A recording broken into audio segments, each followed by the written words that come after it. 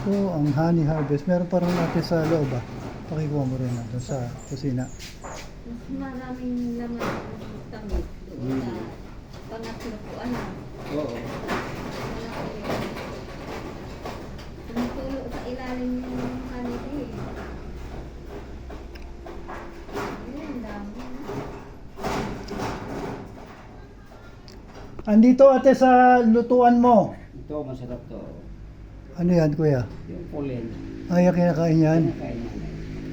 Ah, polis. Ingguyain mo na ito lang. Sige nga. Ayun. Andyan natin sa, ano, sa loob.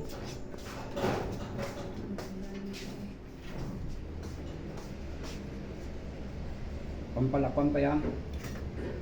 Malakas ang protein yan. Malakas ang protein yan. Pizza po, ano. Mm.